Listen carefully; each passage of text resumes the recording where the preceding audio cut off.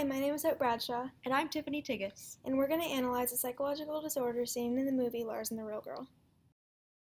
The main character is Lars Lindstrom. He is played by Ryan Gosling. Lars is a man in his 20s who lives in Canada with his brother and sister-in-law in their garage. He is generally a very quiet, gentle, and caring person, but spends excessive amounts of time by himself, refusing to socialize even with his family. Here we see Lars looking out his window at his brother and sister-in-law's house, shortly before his sister-in-law comes to ask him over for breakfast. Lars shows distress in this scene, showing his difficulties in social situations. Schizophrenia is defined as a long-term mental disorder involving the breakdown of the relationship between thought, emotion, and behavior. There are both positive and negative symptoms for schizophrenia. Positive symptoms include hallucinations, delusions, and excessive affect. Negative symptoms include reduced speech, flat affect, and social withdrawal. In order to be diagnosed with schizophrenia, a person must have at least 2 of these symptoms frequently for a month. Causes of schizophrenia can be biological or psychological and social. Schizophrenia is a disorder that is highly genetic and can also be caused by brain abnormalities. Biological issues must be combined with experiences and stress in order to trigger some of the more major symptoms. We are diagnosing Lars with schizophrenia because he exhibits many of the symptoms for extended periods of time. As mentioned before, he is socially withdrawn and is generally a very quiet person. These symptoms are present from the beginning of the movie, but things take a turn for the worse when he starts having delusions centered around his pseudo-girlfriend, who is actually a sex doll.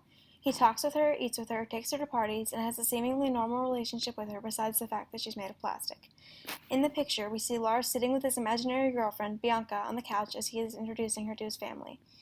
Lars' mother died when he was born, and his sister-in-law is pregnant. While having a conversation about the baby, he breaks down and gets very emotional because he is worried that the same thing that happened to his mom might happen to his sister-in-law.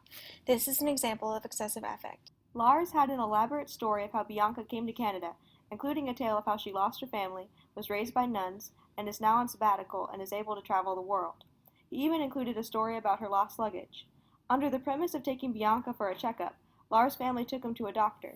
The doctor did not believe that Lars had schizophrenia.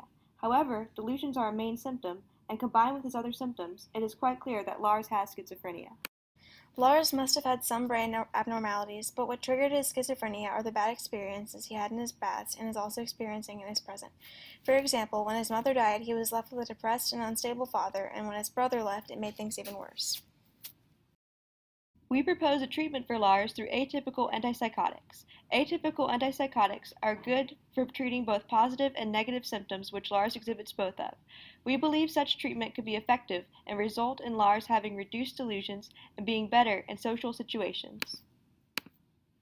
In conclusion, Lars and the Real Girl is a fairly accurate representation of a man with schizophrenia and how his disorder may affect those around him.